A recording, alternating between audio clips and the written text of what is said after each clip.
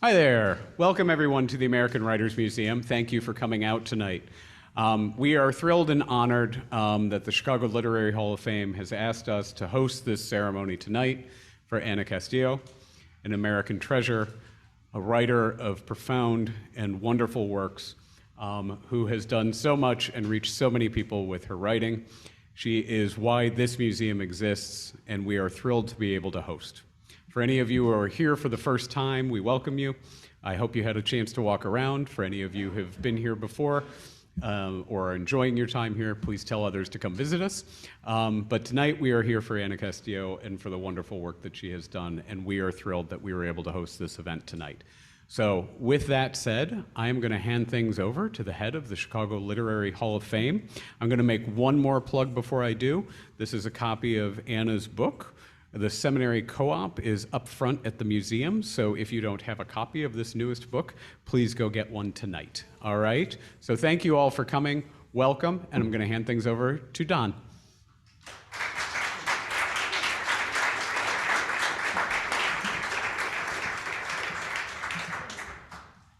As Carrie said, my name is Don Evans, and I'm the founding executive director of the Chicago Literary Hall of Fame. You should all have one of these. If you don't, it's because you're sitting on it.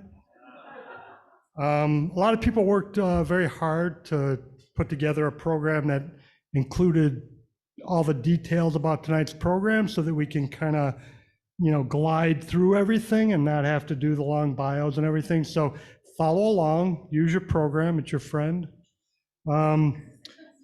If you're watching online, which I guess many people are, cowards, some of them, because it rained and they stayed home and decided not to come out tonight, but that's okay. The PDF for the program is pinned to the Chicago Literary Hall of Fame website, chicagoliteraryhof.org, so you can find the PDF there. You should follow along at home and really think about why you're not here, because I think a little bit of rain, not bad, 10 years ago, we started the tradition of giving awards to our city's greatest historical writers. And by historical, I mean dead. I used to get a lot of inquiries in those days, and people would say, hey, what about so-and-so? Or what do you think about X or Y or Z? And often those unsolicited candidates were alive and well, and it became my job, given that the explicit criteria was dead, to point out I don't really think any of us wants that, right? Those early ceremonies were very powerful. They were vibrant. People taking the stage to praise and contextualize the importance of those inductees. Many of the ones that came on the stage then were our contemporary heroes. And it speaks loudly to our community, to our literary community in particular, but our larger cultural community, that all of these enormously talented people would come together and be a part of a really special occasion.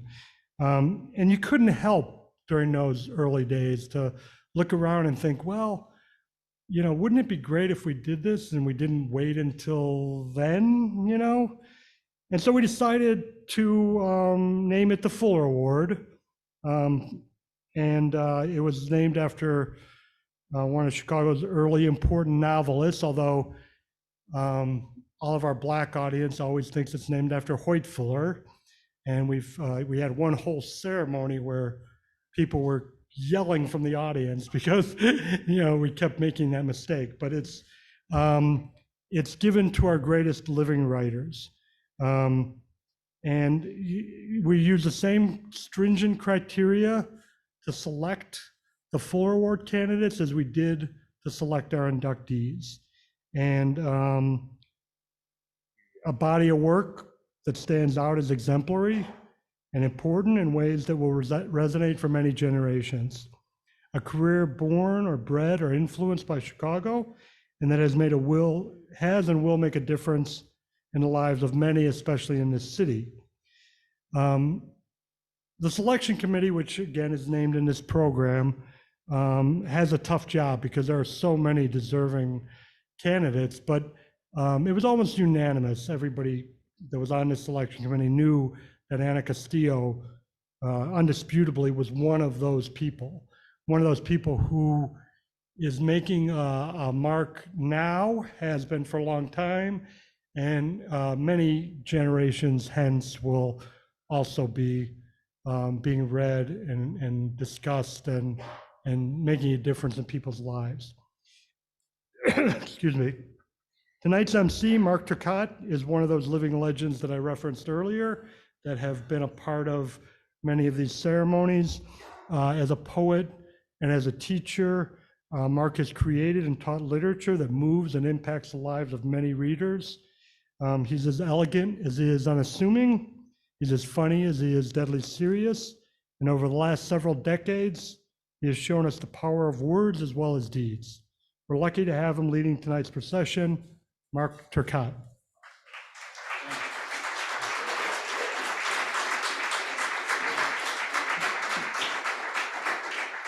Oh, elegant and unassuming. That's all I can say. I did not dress for elegant and unassuming. Can everybody hear me okay?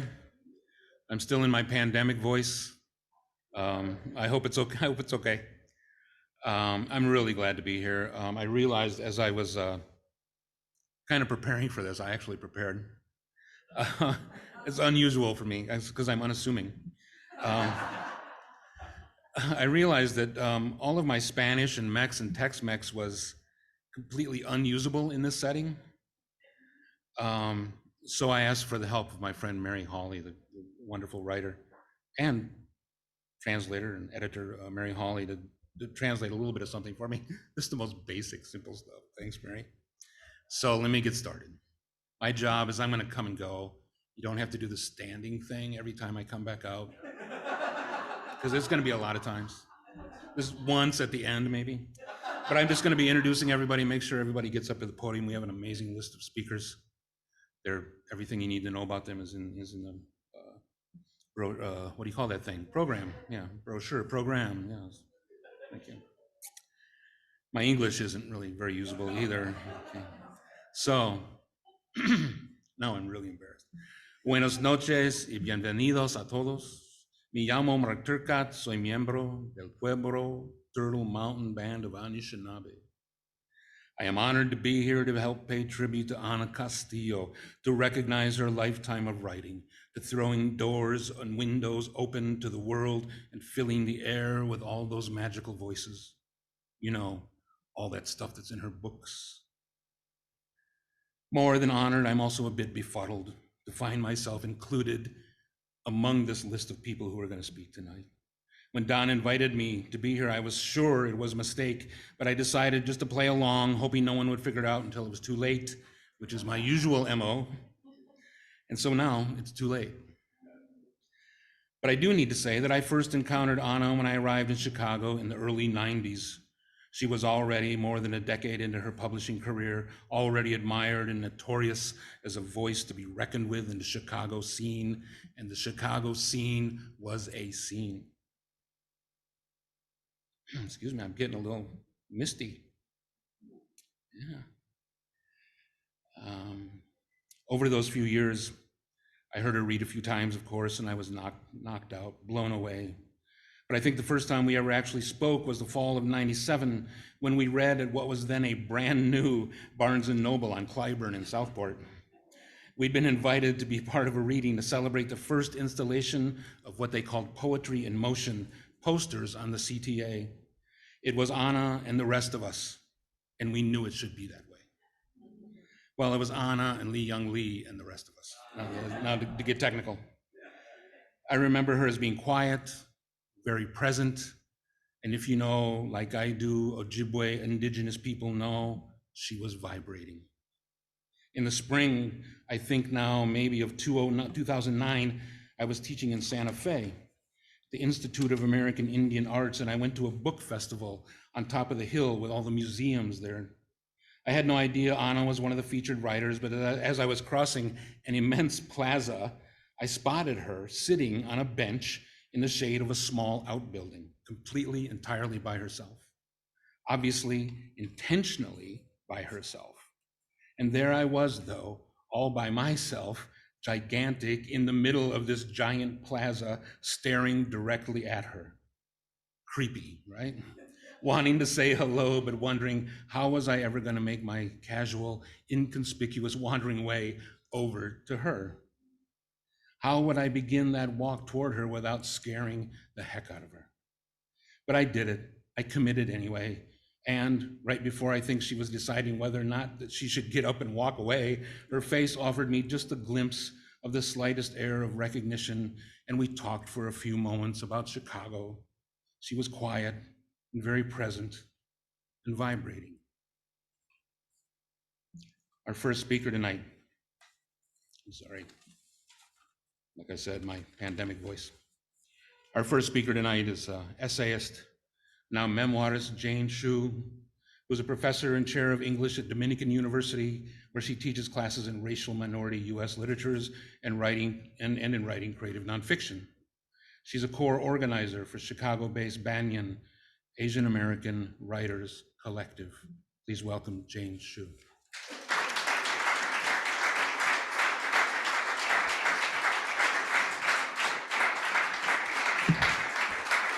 Thank you. I think you can hear me because I can hear myself. And Mark, I just have to lower the mic a little bit from you, so that's pretty good. But great to see everybody tonight. Thank you to Dawn and to others who invited me. Like Mark says, I'm here supposedly the imposter. Supposedly here's the scholar. So hopefully I'm not too dry. It's only 4 minutes. But before I go on, before I forget, so I can make sure to embarrass them a little bit. I want to shout out to the Dominican University students who've come tonight right there, our new generation of writers and artists. Right there. Thank you. Okay, scholarly remarks. Dr. Ana Castillo has been formally publishing for almost 50 years. Yes, that is almost half a century.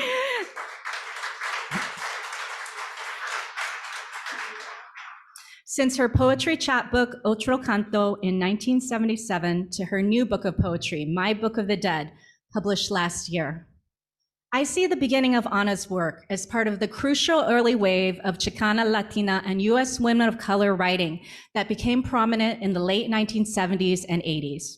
As an English professor and literary scholar, I tell people this is my favorite period and movement of literature ever. And we're talking at least a millennia or maybe two.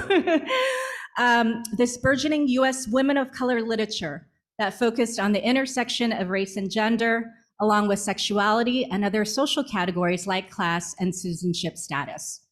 Intersectionality, as you all know, is a buzzword used all around us today, but these writers and thinkers were talking about and developing it 50 years ago. Out of this period arose the work of my literary heroes, including the work of Ana and, among others, Sandra Cisneros, Gloria Anzaldúa, Maxine Hong Kingston, Toni Morrison, Louise Erdrich, and Joy Harjo. Ana published her experimental novel, The Miskiawala Letters, in 1986, and her popular work of magic realism, So Far From God, in 1993. For me, it was a watershed moment in 1988 when she edited and translated with Shuri Moraga and Norma Alarcón, Este Puente Mi Espalda, Voces de Mujeres Tercermundistas en los Estados Unidos, the Spanish adaptation of Moraga, and Anzaldúa edited This Bridge Called My Back, writings by radical women of color. Maybe it was because this bridge was created in intimate connection with San Francisco in my home state of California, still got to represent that I connected strongly with focusing not just on one racial minority group of women on its own, but also on the power and possibilities of coalitions between Black, Latina, Indigenous, and Asian American women. But we are celebrating Ana's work, especially today, because she is a distinctly rooted in Chicago writer. I've taught various works by Ana in my US literature classes that take place in Chicago that represent, critique, and dream about Chicago. I teach at Dominican University in River Forest, which has a majority Latinx student population, many of whom are first generation to college and largely from Chicagoland. Ana visited us. We were lucky to have her visit us last fall to do a book reading for her newly released book of poetry. And she also did a lunch and book discussion with students. During an interview we had recorded there, she said that she connected very much with Dominican students because they reminded her a lot of herself, a young first generation to college Latina student from Chicago in the past. During Ana's fall's visit, the poetry she shared with us was amazing, but she was also really real with all of us about how she almost stopped writing during the pandemic, how she was going to give it all up, although she found renewed strength in working on her visual art. She was vulnerable with us, and we and I connected with the feeling that sometimes it can feel impossible to go on, in fact, to ask the impossible, but we do find ways to keep going, and that art and literature do tend to find us again. At Ana's reading, we all finally came together in person, this was in September, in a large auditorium after a year and a half, and grieved and celebrated together those whom we had lost during the pandemic or otherwise, and to whom we remain connected in spirit. We took a collective deep breath and held on to the language that described where we had been, how we had survived and keep surviving and thriving. A faculty member came up to me after the reading and said, "Thank you, we needed this. Thank you, Ana, for your work, for bringing us together. We need this. Big congratulations."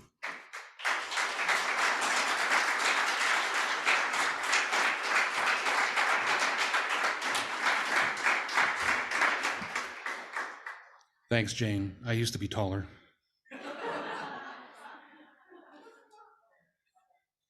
There was a time when I was taller than I am wide. That's long gone, but yeah, I know. How do you think I feel? So Henry Godinez. Henry is the resident artistic associate at Goodman Theater, professor and chair of the Department of Theater at Northwestern University. He directed the world premiere of Ana Castillo's Psst, I Have Something to Tell You, Mi Amor, in the Goodman's Latino Theater Festival. Henry, please.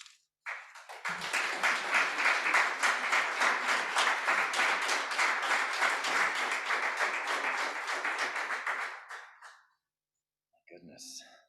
Hello, everyone. Ana, congratulations. I'm here. I'm not a writer. I come from the world of theater, but in the 90s, 2000s, early 2000s, I have the honor of being Ana's colleague at DePaul University, and we were just starting the Goodman's Latino Theater Festival, and Ana said to me one day, I have this poem, and I think it would be a great play. And so she adapted this poem to what we call a two-hand or a two-character play. And it's based on her poem, Like the People of Guatemala, I Want to Be Free of These Memories. And so I thought it maybe was fitting for me to read this evening for you.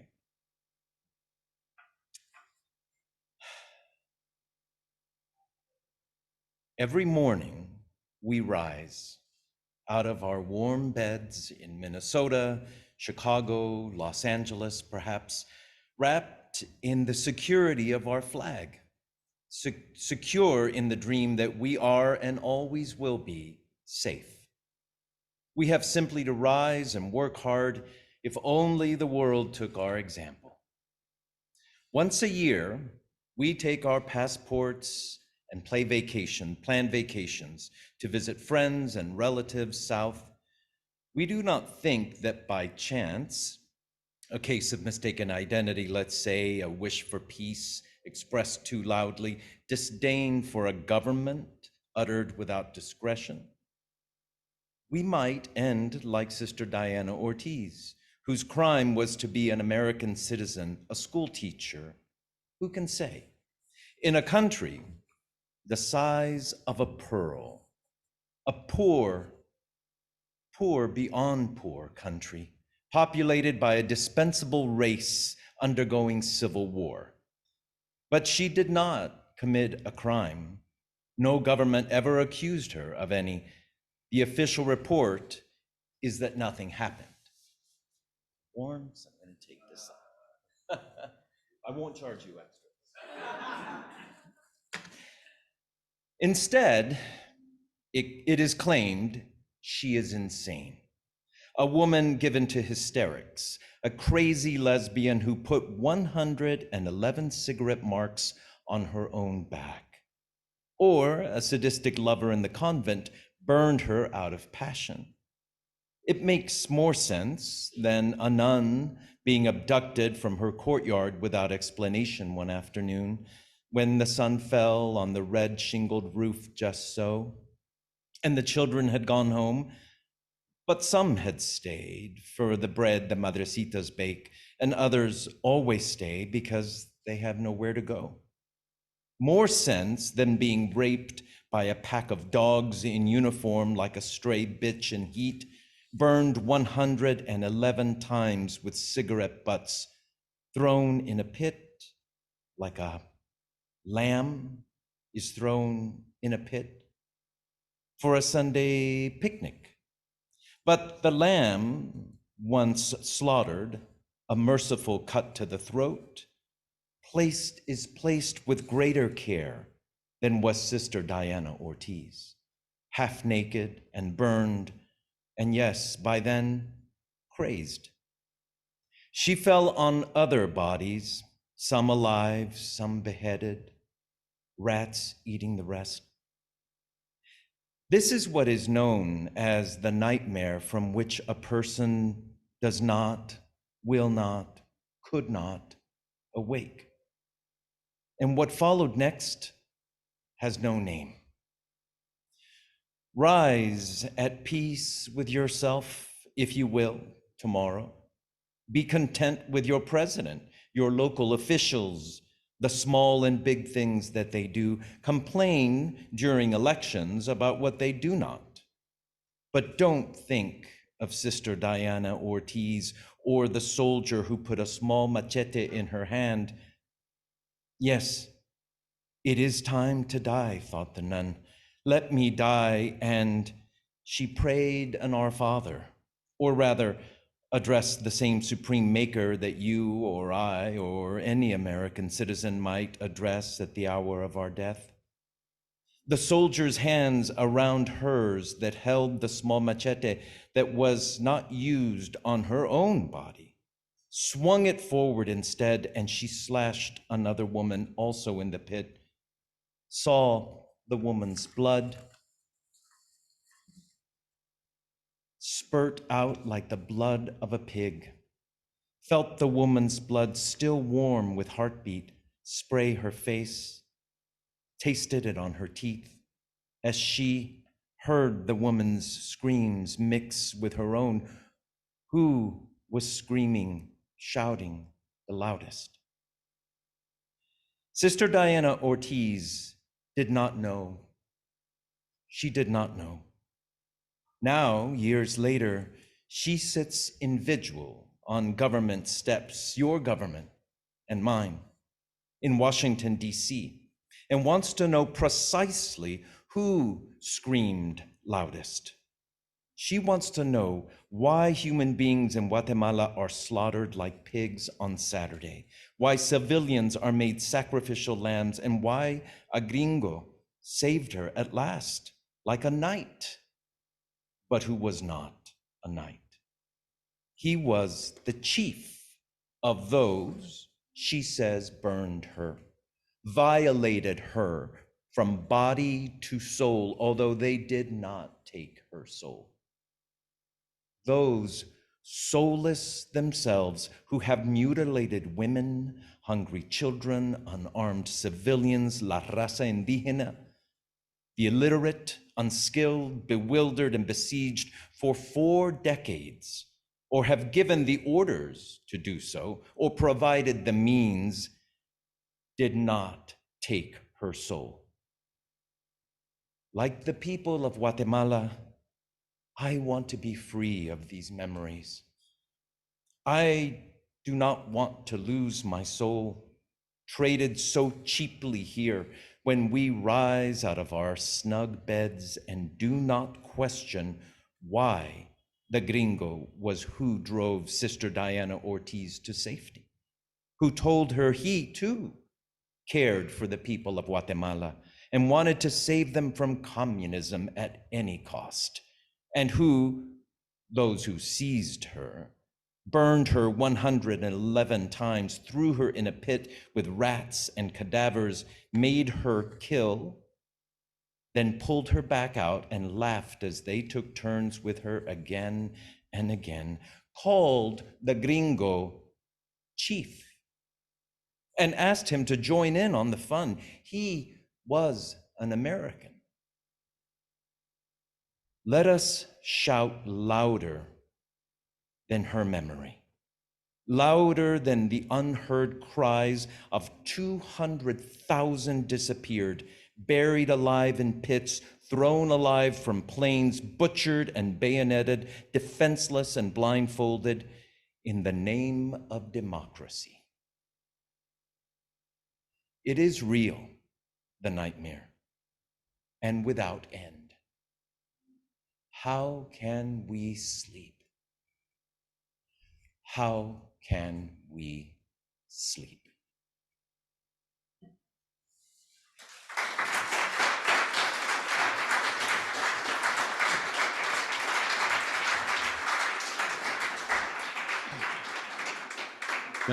Thanks, Henry. Give everybody a minute to surface. Speaking of elegant, writer, editor, scholar, Chicago Southsider, Sandra Jackson Opoku is author of the novels The River Where Blood is Born and Hot Johnny and the Women Who Loved Him. Among numerous honors, she is a recipient of the National Endowment for the Arts Fellowship, the American Library Association's Black Caucus Award, and a City of Chicago Esteemed Artist Award. Her fiction, nonfiction, poetry, and dramatic work are widely praised, published, and produced.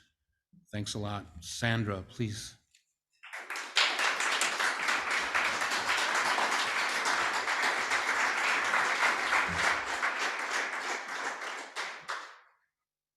Thank you, Mark. Thank you, Ana. Thanks, everyone, for being here. It's standing room only, practically. I'm so happy to be here.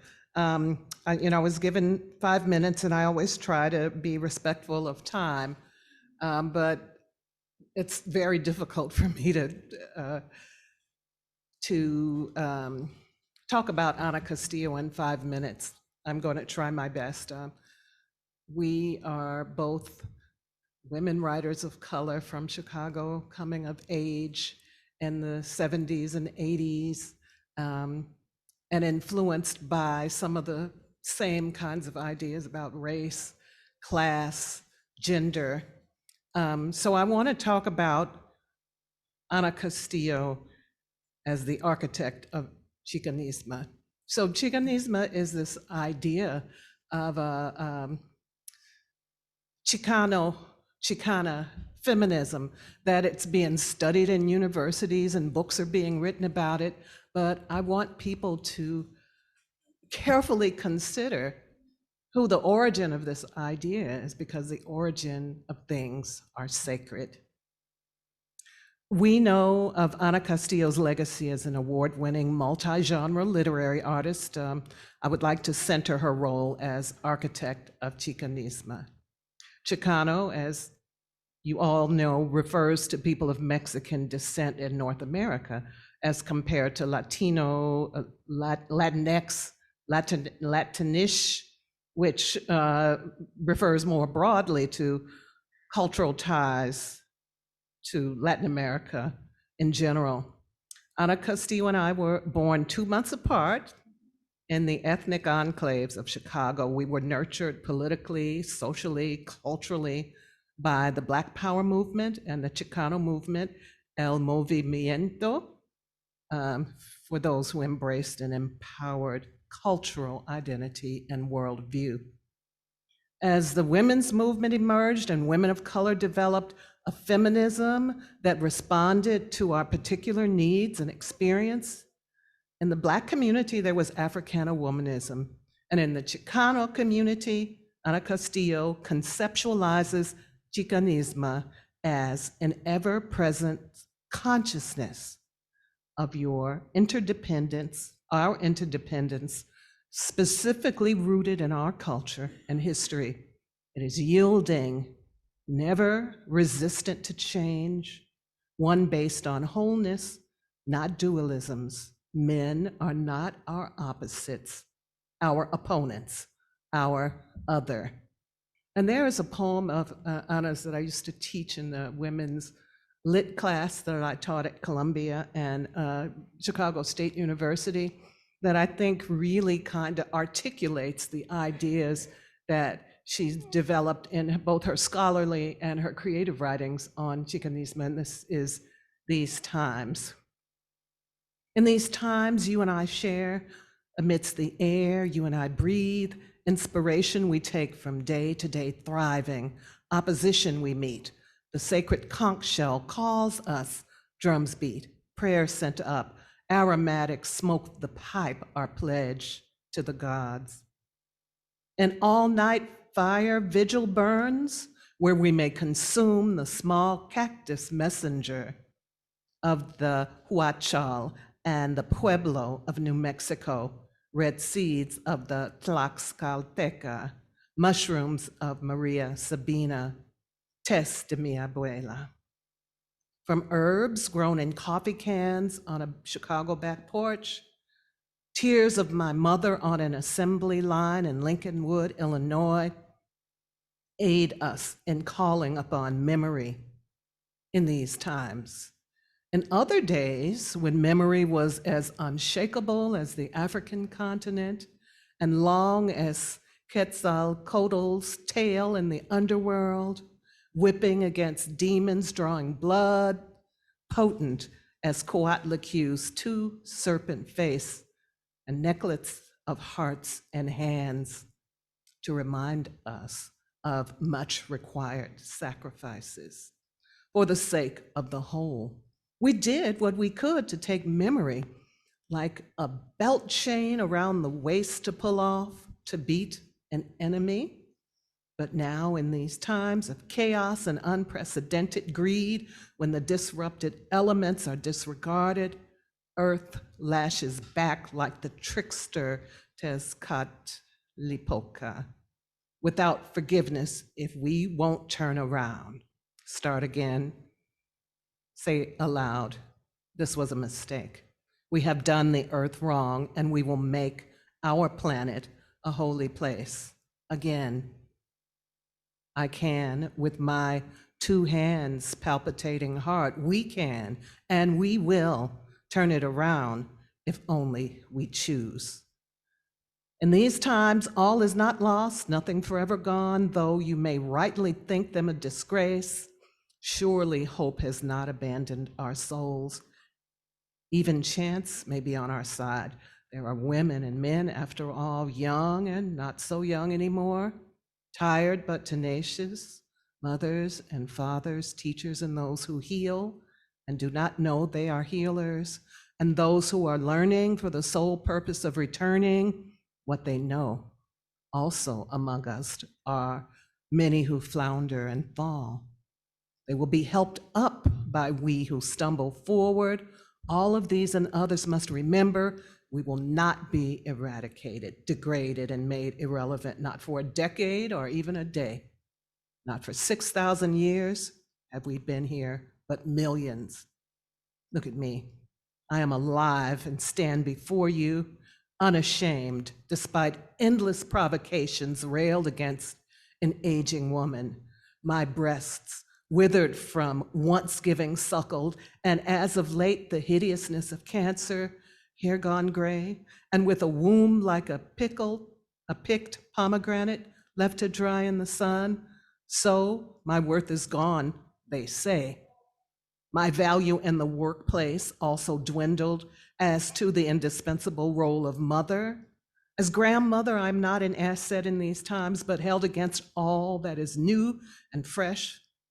Nevertheless, I stand before you. Dignity is my scepter. I did not make the mess we accept in this house. When the party is done, the last captive hung, fairly or unjustly, children saved and others lost, the last of men's wars declared, trade deals busted and others hardly begun, tyrants toppled, presidents deposed, police restrained or given full reign upon the public, and we don't know where to run on a day the sun rose and fell and the moon took its seat in the sky. I will have remained the woman who stayed behind to clean it up. Ana Castillo, 2018.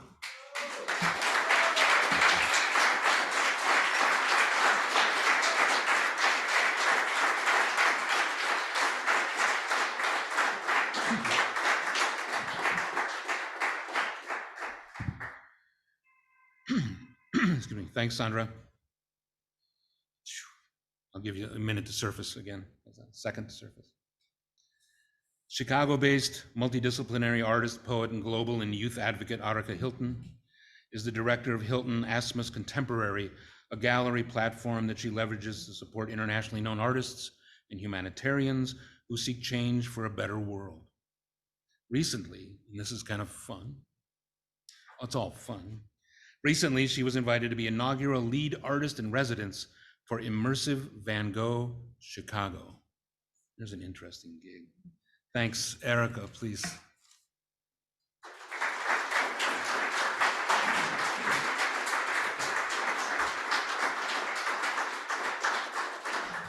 Thank you, Mark. Thank you to each and every one of you who just spoke before me. I didn't prepare a speech because I just wanted to say something from my heart about one of my favorite poets that I've met.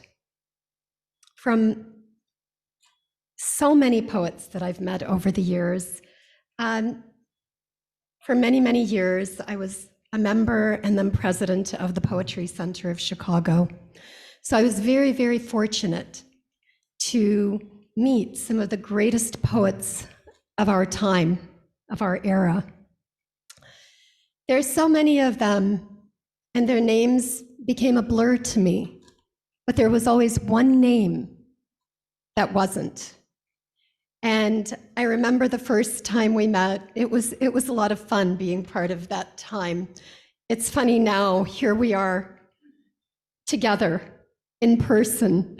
And I think for many of us, it's one of the first times that we're actually in a room like this, being able to see each other and see each other's faces without masks, and know that we've all come through an experience and we've lost time, but we've gained time in many ways.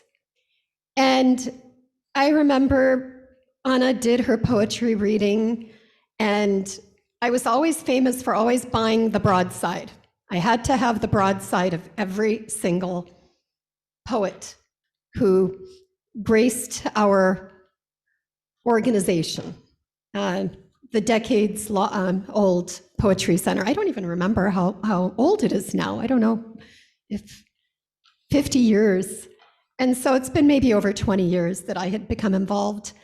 And so I had this collection of poetry, and I framed a lot of it.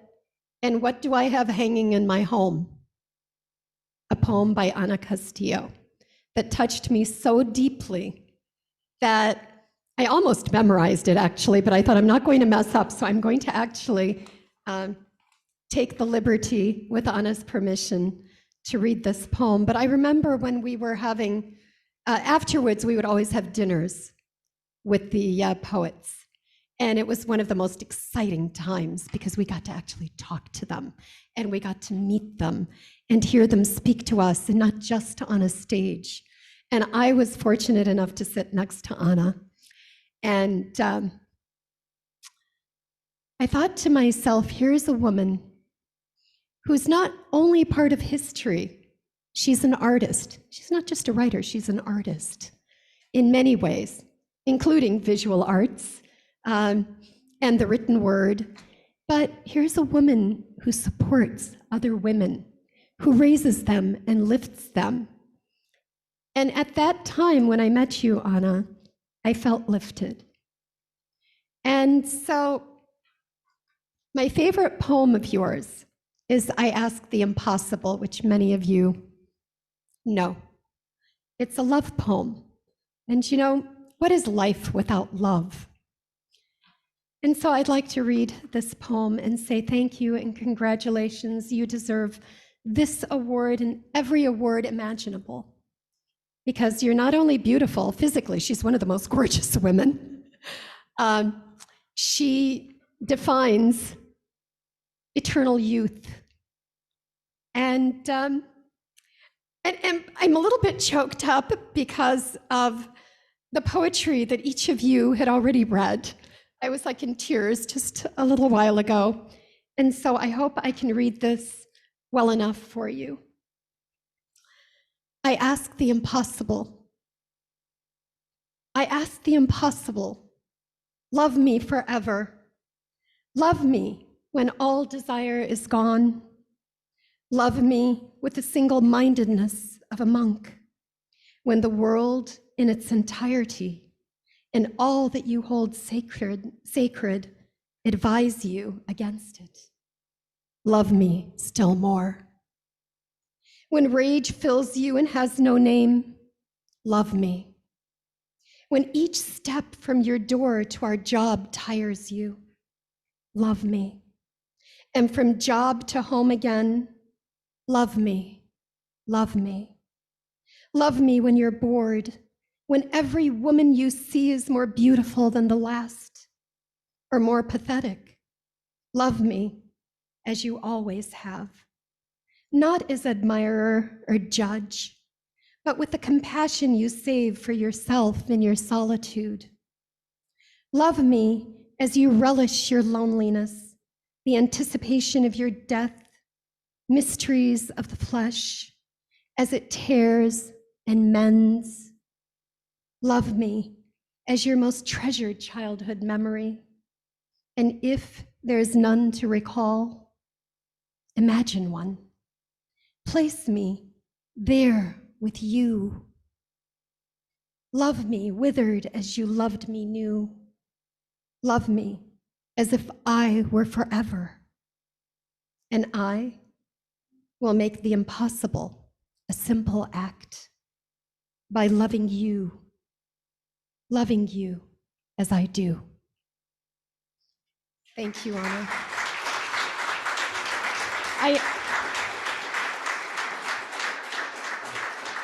I forgot to mention that not only did I know Ana through the Poetry Center, but in 2013, I worked on a project for my gallery with an Italian artist who illuminated the Field Museum with the sound and light installation, and also at Northwestern University. And I was tasked with curating the poets. And the first poet that I called was Ana, and whom I called. And she was gracious enough to come and perform both at Northwestern, and that was called Words. And her poetry was illuminated on the Charles Deering Library. That was one of the most wonderful memories. And also in June that same year in 2013, she was kind enough to join us and recited her poem not only in English, but also in Spanish. It was a very, very special, it was Dante's, it was called Divina Natura. And we were all given a canto by Marco Nereo Rotelli, and we had to write a poem, but of course, Ana already had poems that were indescribable. And so that was one of my most favorite memories. And I think that's what it is about poetry. Besides being a novelist, she's a great poet. And poetry is like a novel distilled in few words. And it's so wonderful.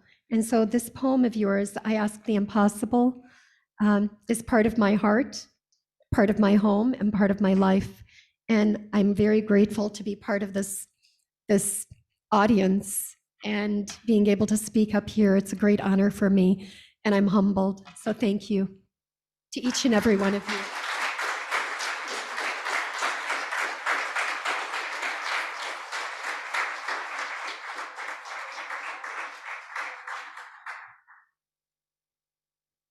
Thanks, Harika. Nickel in the time jar. Just kidding. Lisa Ann, are you here? Okay, I'm just making sure I saw you. Okay. Lisa Ann is trouble. I don't even know Lisa Ann yet that well, and she's trouble. Good trouble. Brooklyn-born, Ponce, Puerto Rico raised, Boricua writer and teacher, Lisa Ann Acosta is University Dean and Professor of English and Comparative Literature at North Park University. Something about North Park University being at the end of that sentence is just crazy. I'm not sure. Since 2005, Lisa has written and performed with the all-Latina theater group Teatro Luna, and I'm gonna let Lisa Ann speak for herself, please.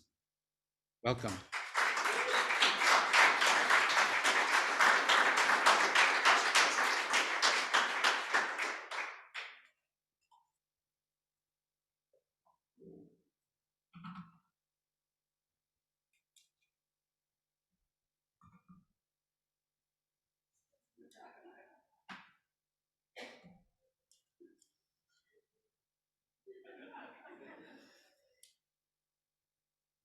I am the Queen of the Nile, and you are my subjects.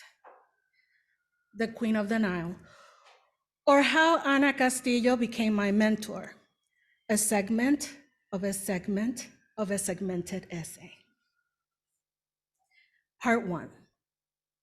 Who is the Queen of the Nile?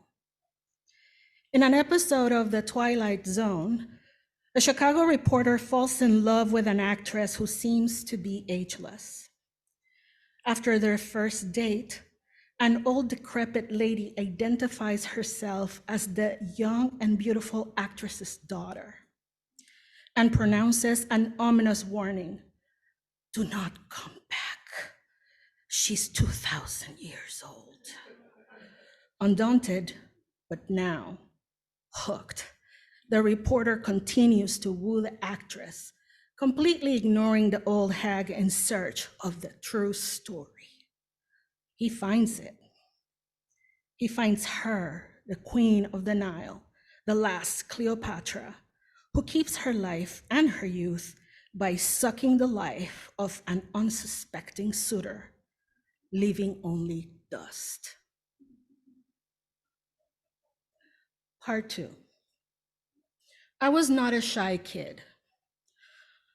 I was certainly not a shy kid. I was loud, trouble, hyperactive. I befriended any kid who wanted to play. The boring ones could stay by themselves. I climbed trees and fences, rode my bike around the whole subdivision for hours, making stops at my own designated drinking and snack stations, made up of people I knew from church or school. I was the president of 3 clubs at school and 1 at church. I auditioned for every single arts club, the dance team, the choir, the drama club, even though I had no knowledge or experience of anything creative. I even inserted myself into the volleyball practice in case anyone needed me. I was not a shy kid. Part 3, the Queen of the Nile, Part 2. The Queen of the Nile was used to refer to Cleopatra at some times and to Nefertiti at other times. Either was appropriate, I suppose, for the fame of each queen has lasted in the imagination of many men, and in more modern times in movies, pop culture, art, books, and TV, like The Twilight Zone. The English fanboys brought them back from the dead when Egyptomania hit Europe in the 19th century. At once amazing and scary, the queens were absolutely physically gorgeous and politically ruthless. To me, though, the Queen of the Nile was one of the many titles the Egyptians actually gave her. Hereditary princess, great of praises, lady of grace, sweet of love, lady of the two lands, the king's beloved, and my favorite one, the lady of all women. Part 3.5. Timid. Why in Nefertiti's name did I become a timid mess? How did I, the most outgoing, overachieving kid, become a mess of nerves, wanting to hide, observe, be a witness, rather than to participate? I don't know. College made me into a different person, and graduate school made it all worse. I was stalked twice. 2 men wanting to kill me. Men I didn't know who chose me at random. So of course, I did not want to call attention to myself. Why put myself out there? The more desapercibida, the safer I felt. Part 4. When I met the real Queen of the Nile, my own. Érase una vez, once upon a time, my friend told me to meet his colleague at a conference. He said, let's meet with some friends tonight and go to see a show. We're going to see a preview of the play Icarus at the Chopin Theater and then hang out at the reception. Who's coming? I asked. My friend Ana, and about 4 more people.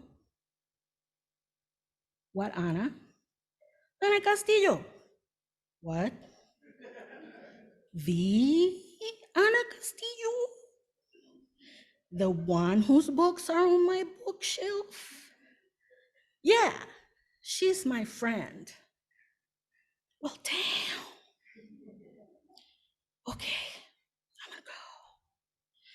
But I was reassured that it was a group and that I was not going to be awkward or a crybaby or tongue-tied like in front of the people I love and admire. I met them in front of the theater. Alberto and Ana, they were just the 2 of them. He lied to me.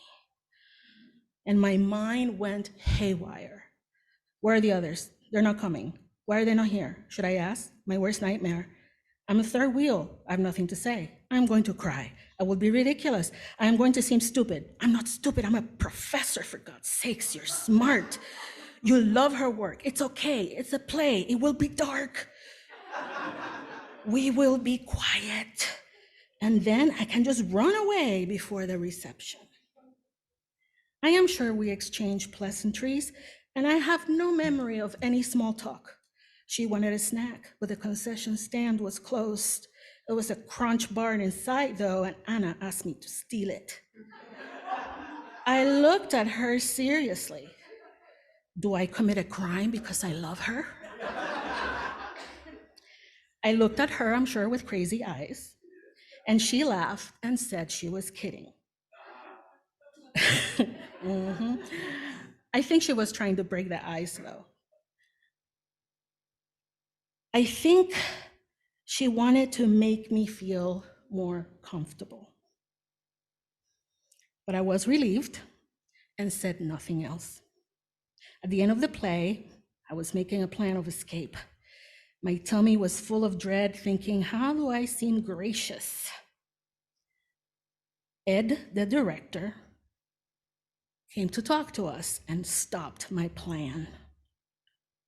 Come down, come down.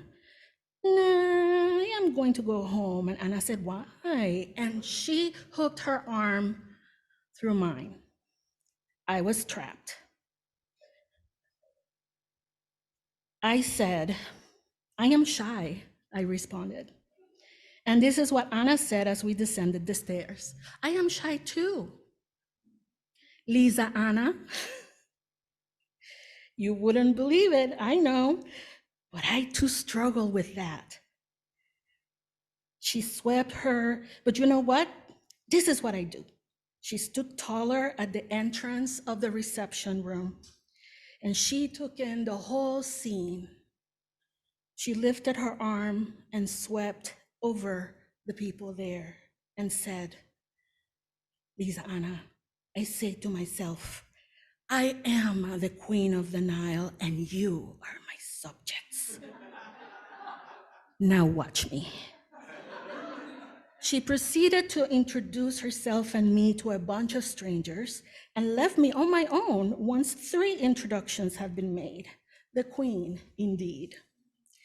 I reminded her of this once, but what she doesn't know is how much I have told myself this over the years. I am the queen of the Nile, and you are my subjects.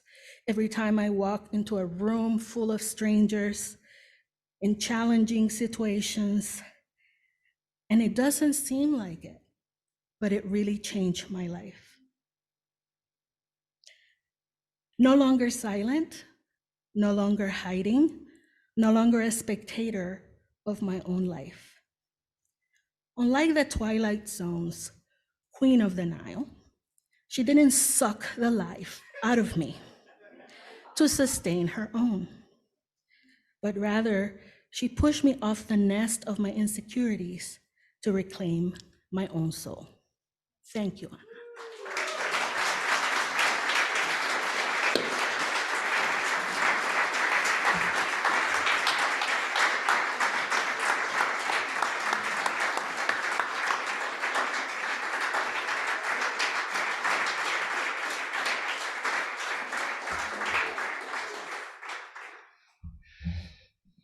I carefully selected all of these speakers tonight so that by the time I got up here, all that's needed to be said would have been said. And that's mostly true, except I'll say this, that while I agree that Ana is a wonderful poet, I should note that she's dabbled in prose a little bit as well.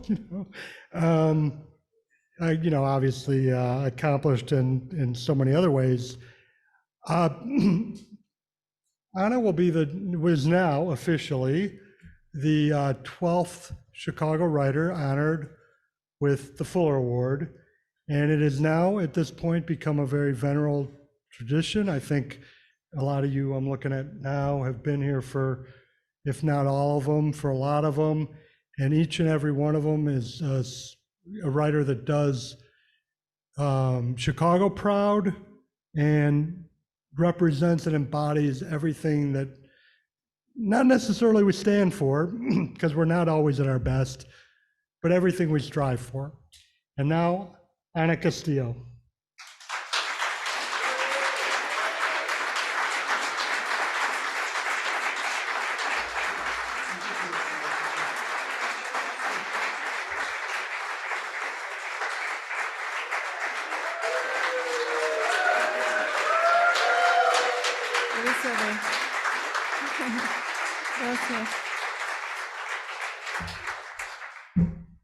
Well, it is heavy. He said, put it down, it's heavy. Thank you so much. I first want to thank everyone that came out here this evening on this coolish, coldish, rainy-ish Chicago night. Thank you so much for being here and joining us. And I want to thank everybody who's watching us from their homes around the country, around the world. And means a lot to me because obviously because this is my home and I'm back home again, and there's nothing like home sweet home Chicago.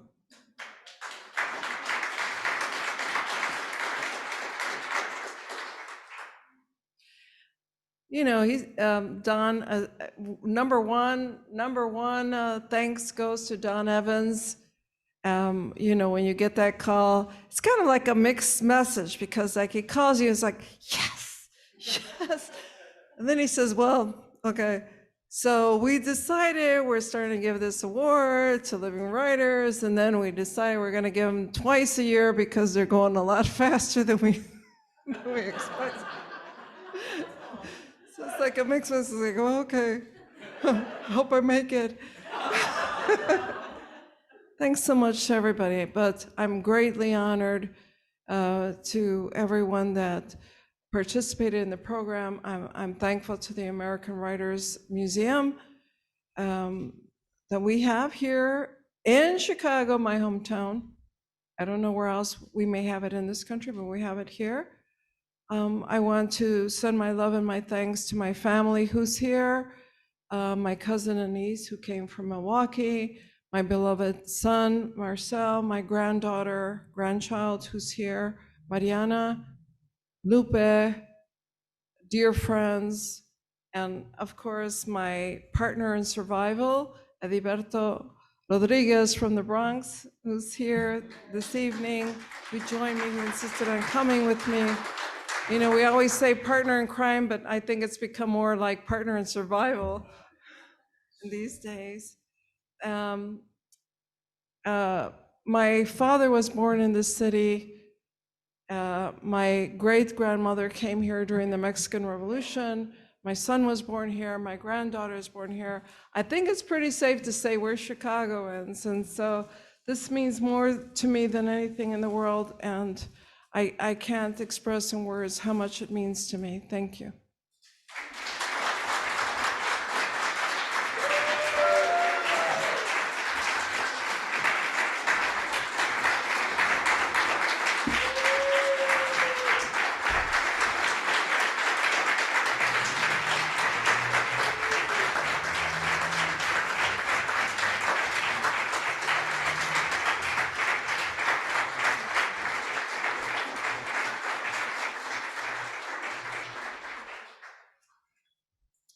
Thank you, Ana, and everybody. Christine and Ana are going to have a little talk. Christine Mulrice's novel and stories, Swarm Theory, was awarded an Independent Publisher Book Award and a National Indie Excellence Award, among others. She was included in New City's Lit 50 Who Really Books in Chicago, and was named one of the 30 writers to watch by Chicago's Guild Complex. In 2010, she founded the literary nonprofit Hypertext Magazine and Studio. All respect to that. Christine, will you please join Ana? Thank you. Happy birthday.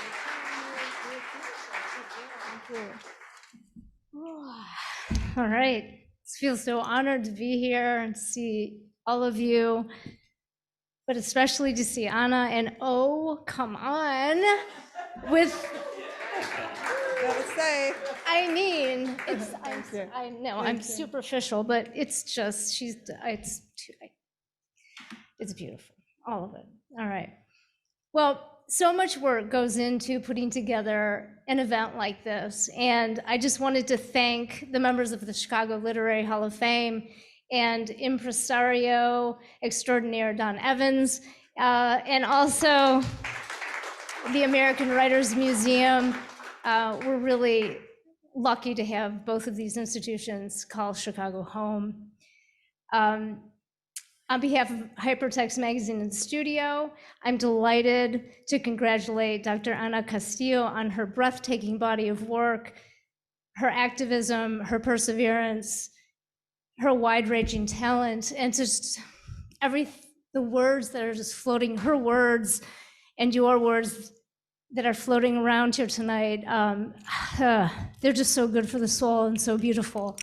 I feel very honored to be here. HMS is proud to call Ana a friend. In 2019, she reached out to help our struggling nonprofit, and as a result, we published 3 of her poems that appear in her latest collection, My Book of the Dead. She also helped us celebrate our 10-year anniversary, appearing as a special guest at our first ever fundraiser. We only have a few minutes, but you can read the full interview in the program. And on Monday, you can see the rest of the interview also online at hypertextmagazine.com. And we'll also leave a few minutes at the end of this interview for audience questions. So, buenas noches, Ana. Buenas noches.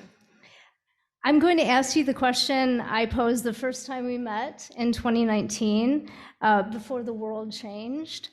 How does a girl from Jones Commercial make a life in literature and activism? You know, thank you for the question, because you have to be from Chicago to know that it used to be called Jones Commercial High School, Girls High School. But boys were allowed, but they didn't often sign up because it wasn't business school. It says commercial high school. It seemed like it was a business school, but it was actually for middle or lower end business jobs. But in my response, my original response and what I read, just so if people go and look and see what I said, well, they thought I was this or that, but I knew who I was. And when I read, I thought it was like, I knew who I was. You're the queen of the Nile. I was the queen of the Nile. That's who I was. But at 17 and 16 years old, that's not what it was. This was the civil rights movement was going on, and the Chicano movement in the West Coast and the Southwest, and that was just barely like a little fire licking your ankles. You weren't quite aware of it.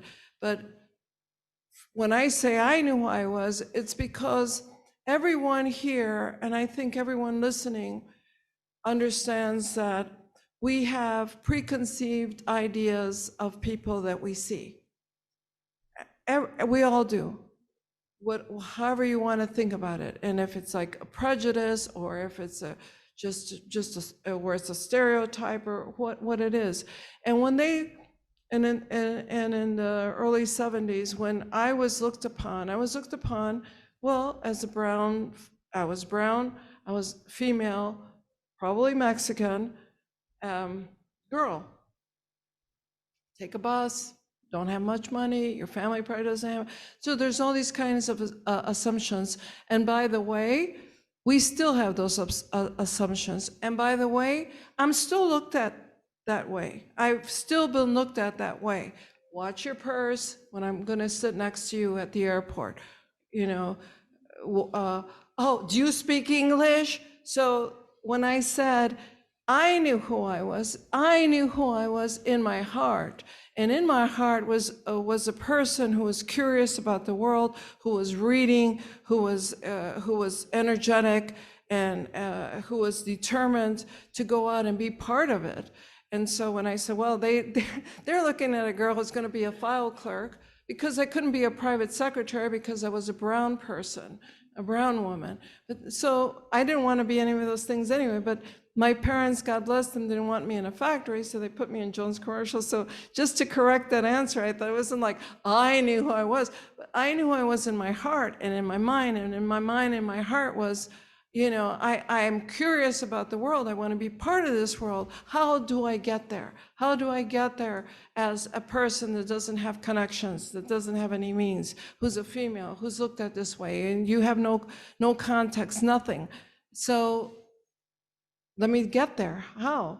And, you know, it was just like little tiny stitches at a time. So when I saw that, I thought, well, I think I should clarify that it wasn't that I thought that anything would ever happen. It's just that I wanted to be part of it. Mm-hmm.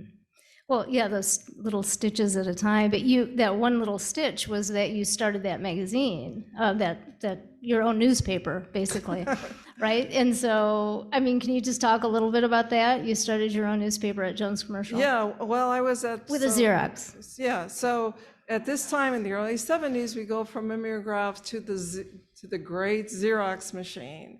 Like you could make like hundreds of copies, and at Jones Commercial High School, you had to work half-time in school, and you took very basic classes, math and English and so forth, and then you worked half a day, Monday through Friday. But when I saw that Xerox machine, this is like a whole new thing, it's like today, it's like now you see technology, it's like, oh, I have to just press a button and everybody has heard what I got to say. Well, that's what I felt. And so I started a journal to spread the word. There was the civil rights movement, there's the Chicano movement, there's the Latino movement in Chicago, and I was everybody. I was the editor-in-chief, and I was the illustrator, and, the artist and poet, and I recruited a few people here and there to join me, and I would get it done between, it's no wonder really why I was always let go of my jobs. I never lasted in any of them, but I did that, and I got that, and I would just take it to school and take it to my friends and in the neighborhood and just pass it around. This is what's going on. Do you know? Have you heard the good word? So that was my first, by myself, as usual. I mean, I've done a lot of things on my own, and that was just a way to communicate, to get the word out to people. Well, you told me this wonderful story about your mother, the one about her speaking only Spanish to you. Can you share that with everyone? Well, I'm fluent in Spanish, and my mother, who was raised in Mexico City, always spoke Spanish at home. And I would tell people, if you call my mom, because, I moved around a lot, and they would have my mother's phone number, and they said, well, if you call, she won't understand you because she only speaks Spanish. And okay, okay. So, and I always thought she spoke Spanish because I could never speak to her in English. And if I spoke to her in English, she always said, háblame en español, no te entiendo. Okay, so a neighbor of ours called me one day, and she said, I thought she was originally from New York. She said, hey, Ana, I thought your mom didn't speak any English. I said, well, no, she doesn't. She said, well, I went to vote today, and your mother was working at the voting area, helping people register to vote. She helped her sign up to vote, and she speaks English. And I called up my mother and I said, Mom, Sylvia just called me up and told me that you were helping people out today at the voting booth and that you don't speak Spanish, that you're speaking English. Well, she said, no te entiendo. So I repeated it all in Spanish, and she said, oh, okay. These were changing times in our city. Factories were closing up and moving to Southeast Asia, which also grew my understanding and the expansion of my awareness about globalization and so on. And I've written about that and so on. Both of my parents were displaced. They were working at Stuart Warner, which went to Southeast Asia at the time. And so I understood that, what was happening. But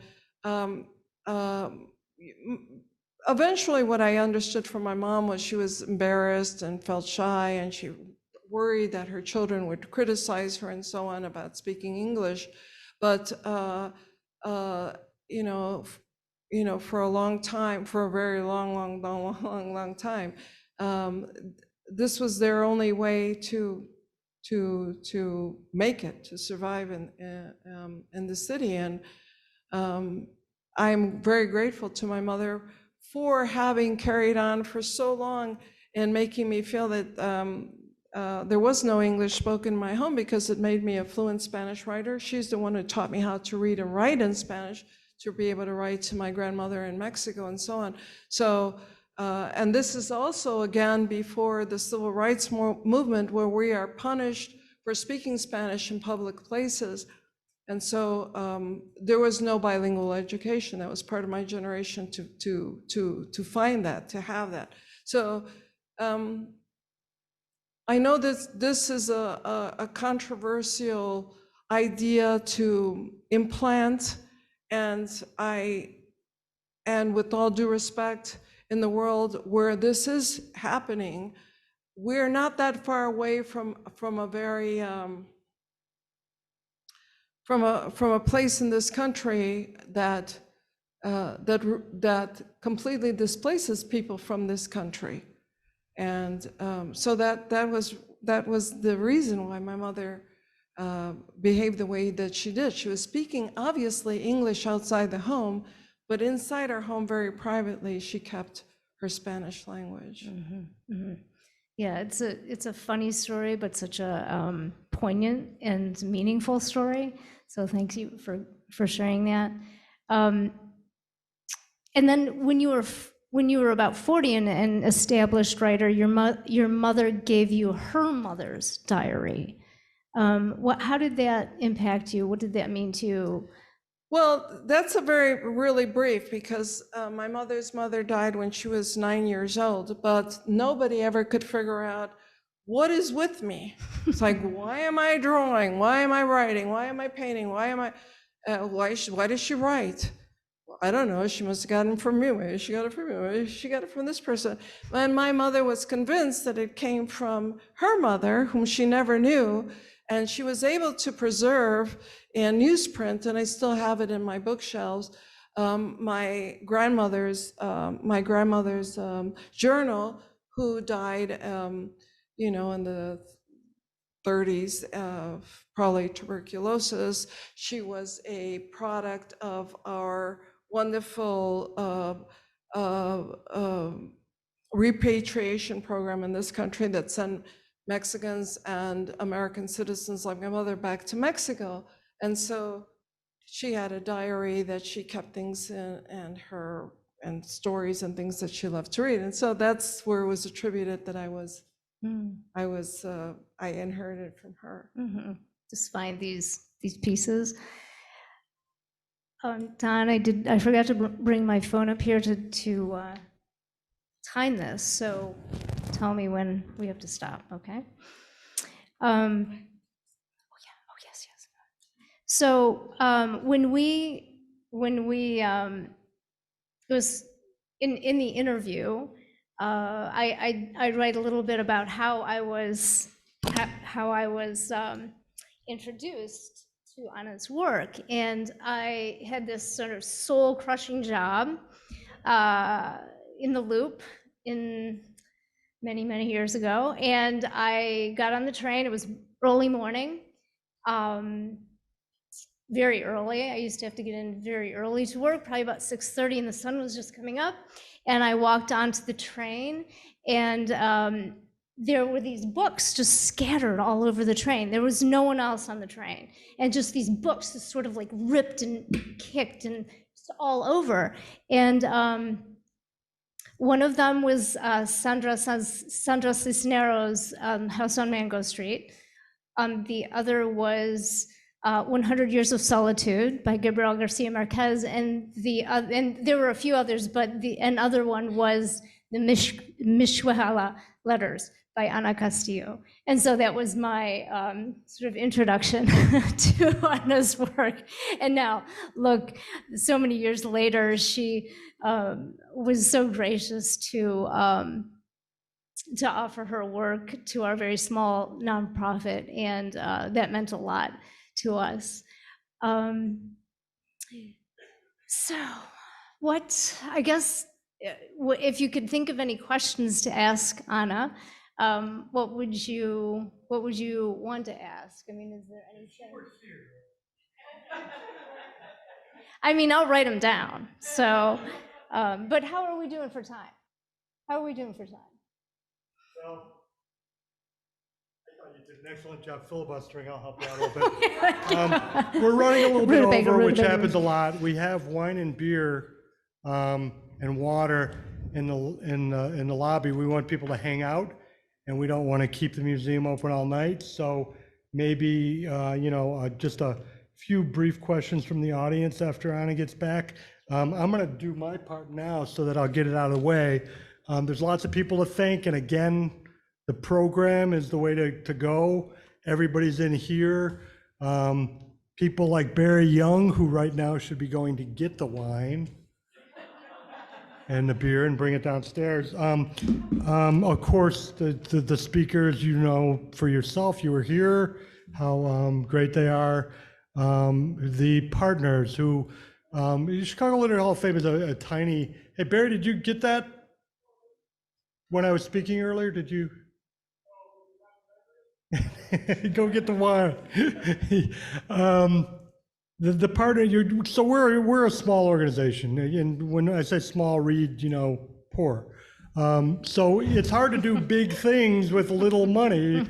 And the way we do them in part is that we have these other terrific organizations helping us out, supporting us, not just money, but getting out the word to their audience and to helping to do the programs and everything. I'm just going to name them really quickly, or depending on how long on is maybe I'll pause in between. Of course, the American Writers Museum, the first and the only, believe it or not, museum in this country dedicated to American authors, and just such a huge boost to our whole culture here. So thanks to the American Writers Museum. And I'll go quickly through the others. I see representatives here, and I want to say so much about them because I love each and every one of these organizations. But the Guild Literary Complex,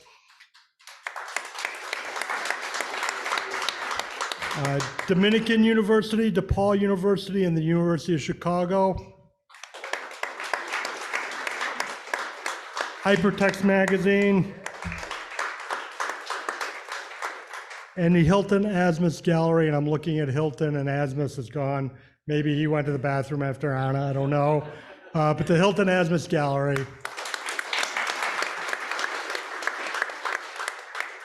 Go to our website, www.chicagoliteraryhof.org. There's lots of ways to support us. Support everybody.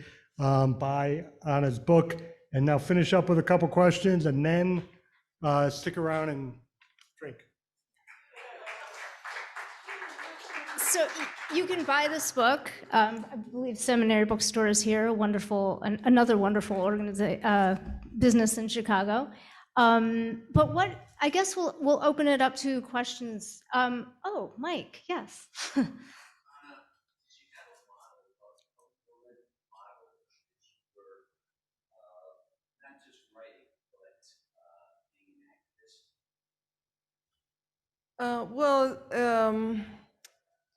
Growing up and, as a teenager and then, as a college student at Northeastern, the women that rose up that we all saw were the same people. They're not people that I knew, if that's what you're asking, I heard about Mercedes Sosa in terms of being an artist and a performer, and of course Angela Davis and so on. But immediately there wasn't someone that like hits right home. And I read, and there was Toni Morrison, and there was Anais Nin, and so it's like you're looking, and what ends up happening in a situation like that anywhere in the world is you end up making a composite, a little bit of this and a little bit of that, and that's what happened for me, is that this is happening around the world. This has happened. Somehow or other, it's speaking to me, and somehow or other, I have to address it.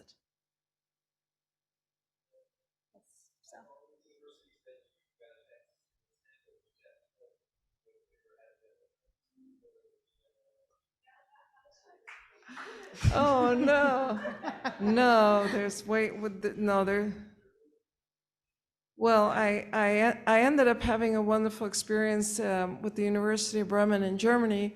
Before this country got hip to the Chicana, they were dabbling, and they were understanding in Europe. They were beginning to understand in Europe before here, of course, because they're over there looking over here about the dynamics of the great United States and its democracy. And so they began to study the various minorities, which were African Americans, Native Americans, Puerto Ricans, and then Chicanos. And then suddenly this rare bird came to their attention. It was like, who is this woman? Who is this person that, wears a rebozo and speaks English and Spanish at the same time? And so several countries in Europe became interested in our work, And as a result, I was a keynote speaker in University of Bremen for the German Association of Americanists. And that's where I was made the offer to write all of this down. If you write it down, if you just tell us about it, we'll accept it here as a formal dissertation. And that wasn't at that time, that wasn't my plan or my idea. I did have a graduate degree from the University of Chicago. I had no plans on pursuing a PhD.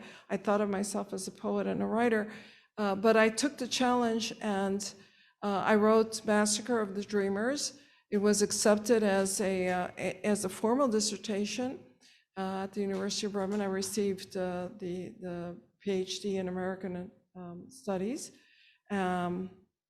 Received an honorary degree from the oldest university in this country, which is Colby College in Maryland, for the book later on. It was not, originally was not an honorary degree. They turned it down like 3 times. So I could get it all right. But I didn't study there, and that's one thing I do feel I need to clarify. What I was writing about was very new in its field, is studying this entity, this identity, this person that nobody had paid attention to before. It wasn't there.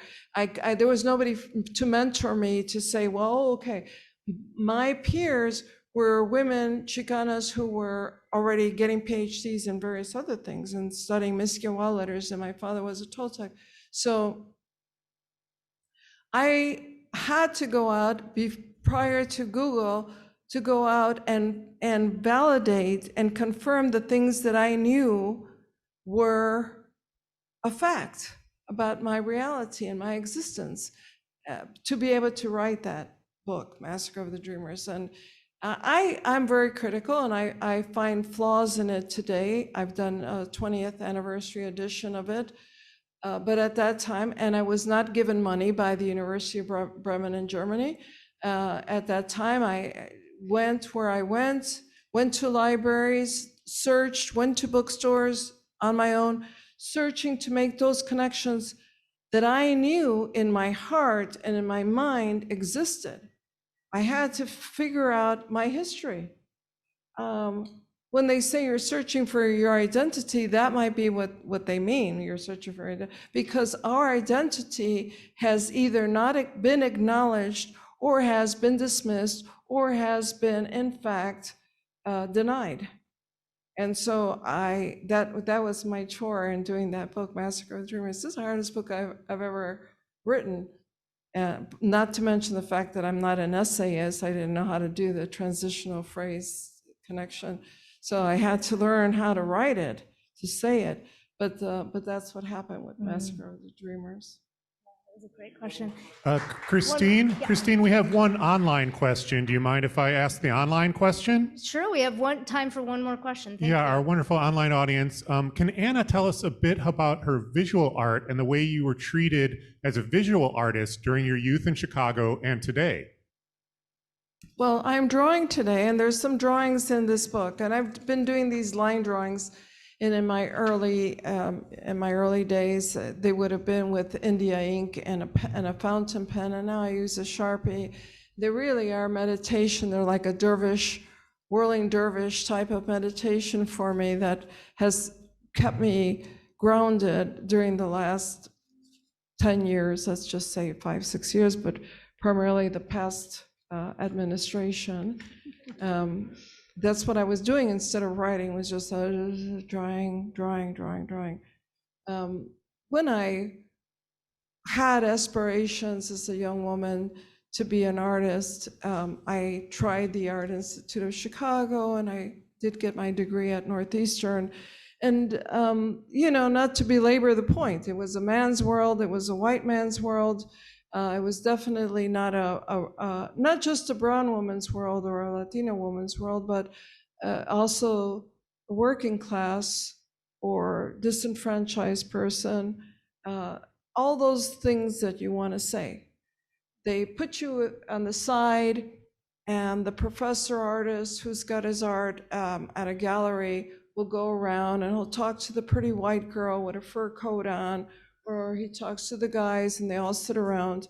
And, you know, it sounds like, oh, poor you, oh, you're just whining, look at you know.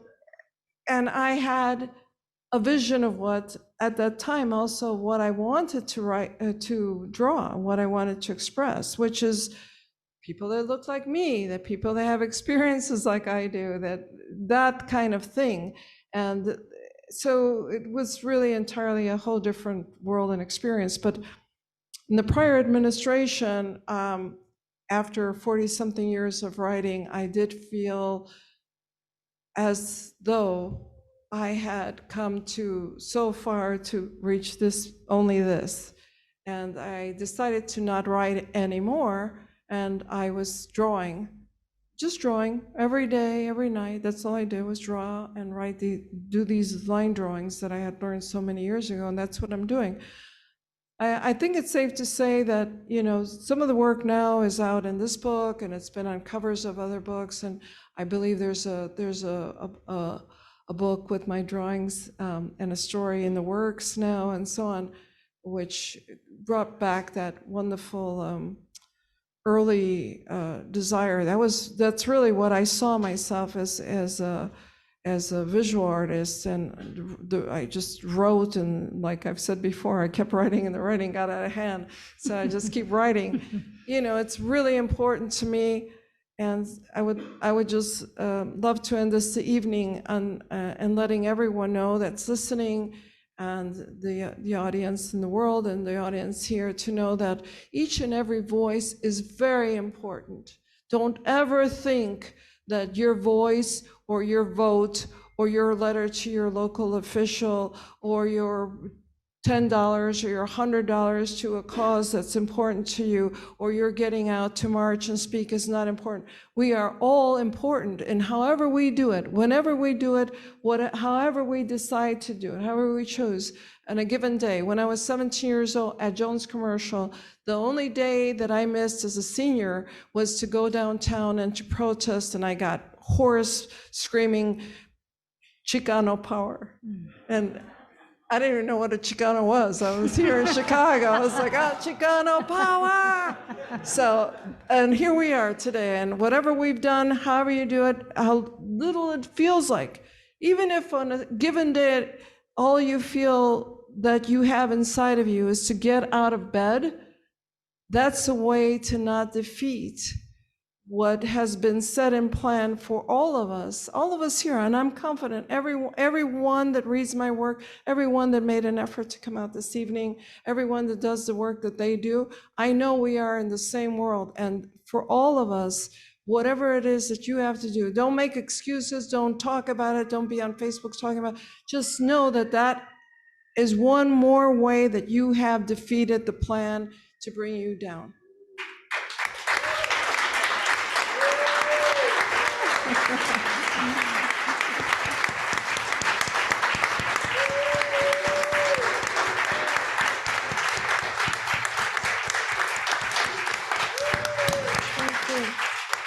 you.